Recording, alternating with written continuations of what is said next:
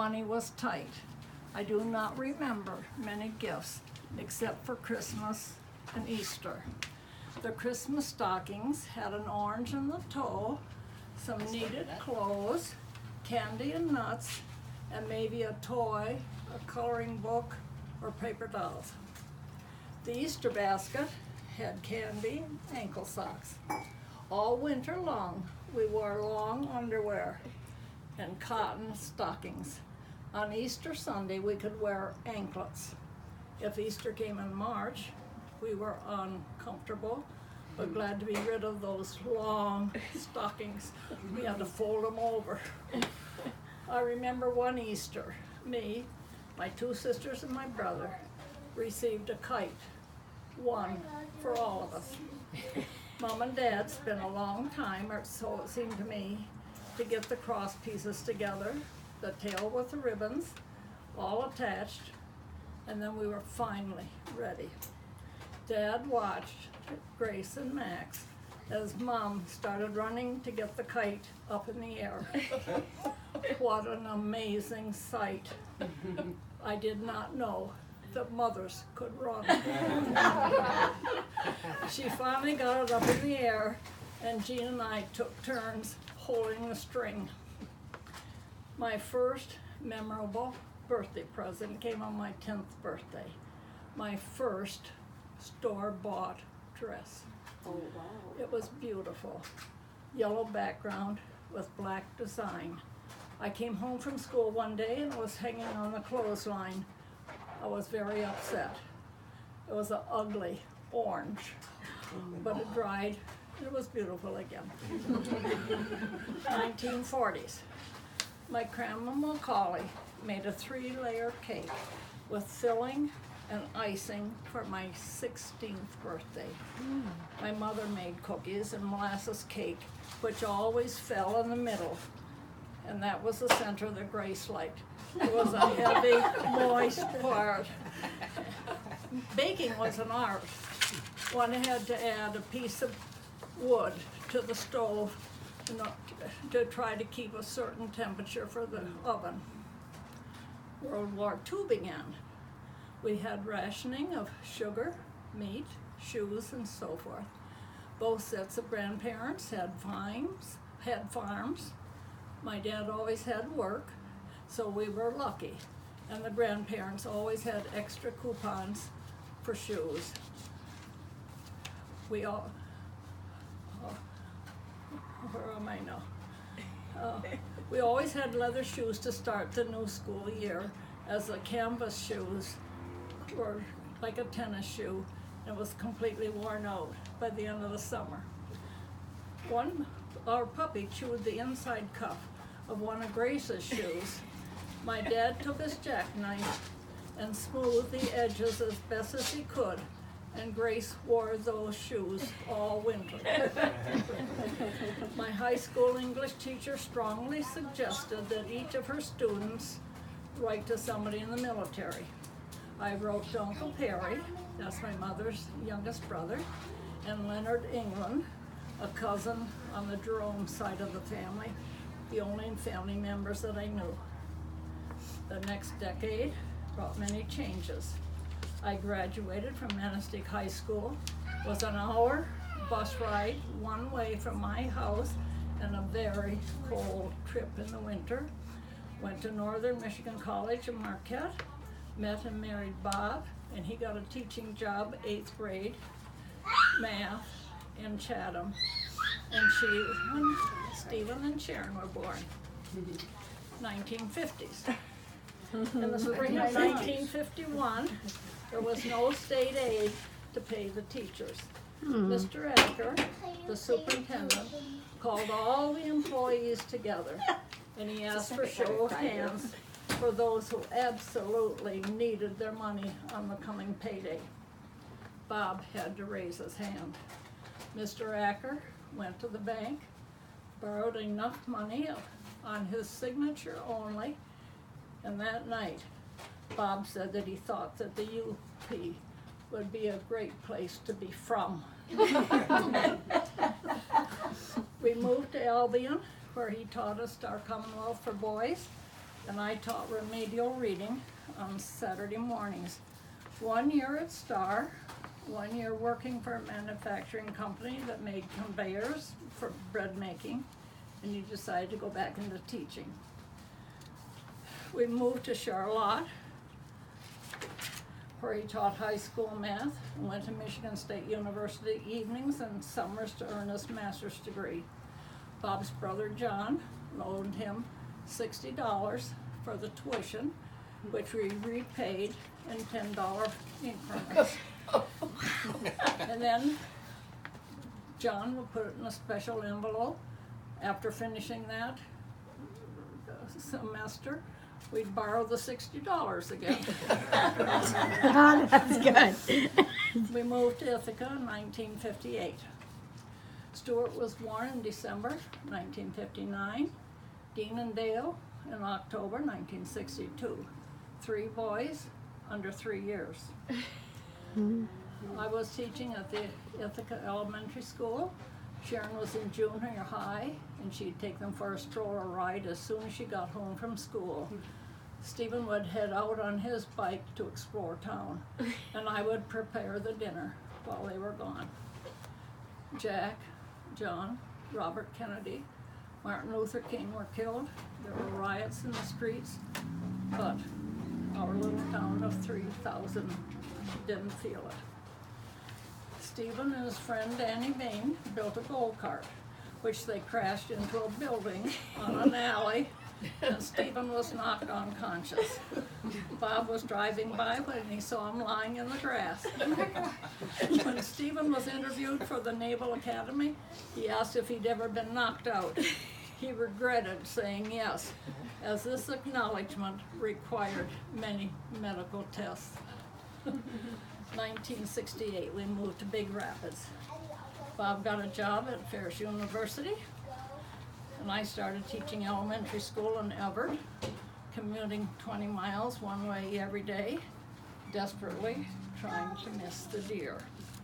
Because Stephen and 3 of his friends were more advanced than the other students in their math class, Mrs. Ladd spent 1 noon hour a week assigning problems. Each boy was to work independently. If he could not solve the problem, he was asked to get help from his friends. If it was not solved by that next session, she would help them, give them a new assignment. Thank goodness for good teachers. When Stephen went to the Naval Academy, he had no trouble keeping up with classmates who graduated from much larger schools with more advanced opportunities for advanced work. 1970s. Sharon was married, moved to Paris, where Rebecca and Jessica were born. Stephen attended the Naval Academy in Annapolis. Stuart, Dale, and Dean were in the Big Rapids public schools. We took my mother and father, that's Easter and Archie McCauley, to Annapolis to visit Stephen. When my father walked into this huge assembly hall, he said, "One could certainly store a lot of hay in this building." We were able to travel, attending many family reunions. We took my mother and father to Yellowstone National Park. 7 of us in 1 station wagon. "His feet are in my space," was frequently heard. 1980. The great-grandchildren started arriving. Rebecca was born in Paris, 1979, Jessica, 1981, and Sharon moved back to the United States with Rebecca and Jessica. Bob and I went to North Carolina to take care of Alicia and Justin, to take Alicia and Justin to school when Katie was born. We returned 2 years later to help out when Kirsten was born.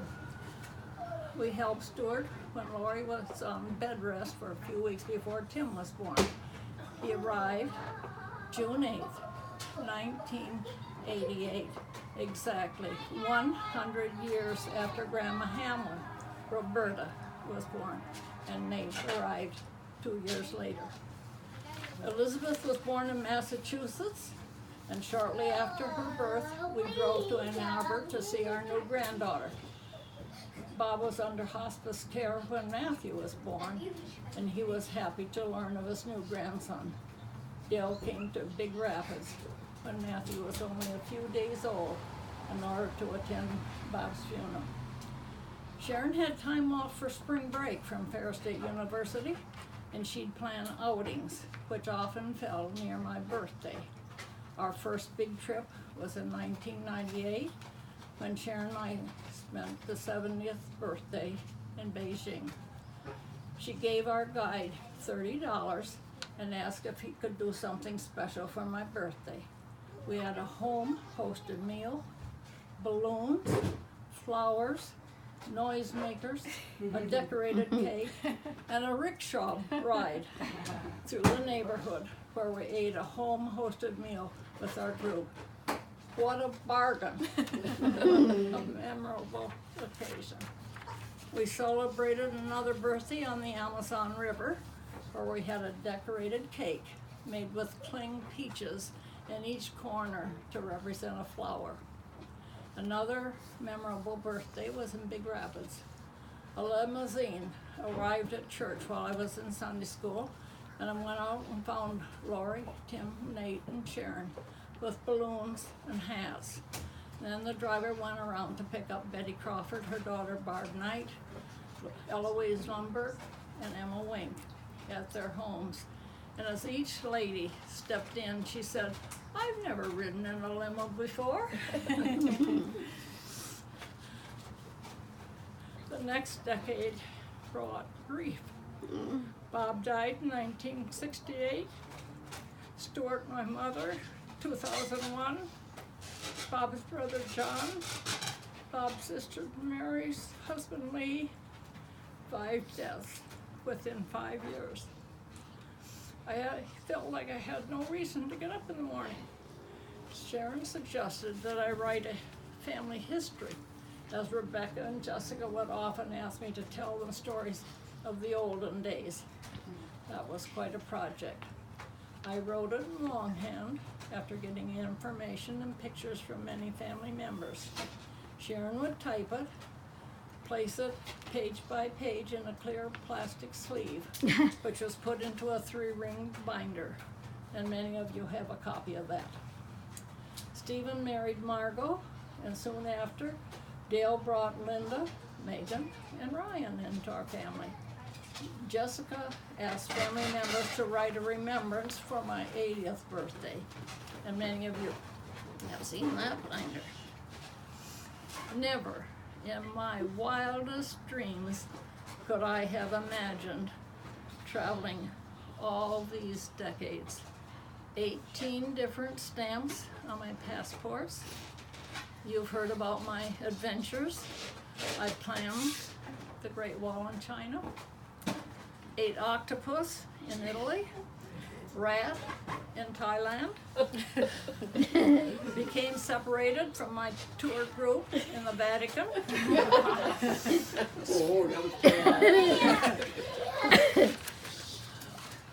was blessed by a shaman in the Amazon River forest, visited museums, castles, forts in Europe, saw tulips in bloom in the Netherlands, attended a private classical concert in Vienna, went to a Christmas Eve service at the American Church in Paris, where Rebecca and Jessica were baptized. I've crossed the equator and the Arctic Circle. I've watched soldiers with metal detectors search for unexploded World War I and World War II bombs in Hungarian farm fields. I went ziplining in Costa Rica, and I bought a mobile home in Florida at the age of 89. Yay! I am so grateful for my loving, supportive family. 5 children and 4 of their spouses, 12 grandchildren, 5 great-grandchildren, and for having enough money to travel and for the good health to be able to enjoy every single day. And now March 10th, 2018, my 90th birthday. It's been unbelievable.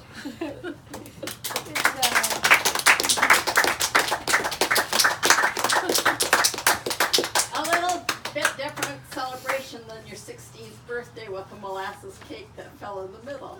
And I ate the middle. And you ate the middle. It always fell in the middle. Thanks for writing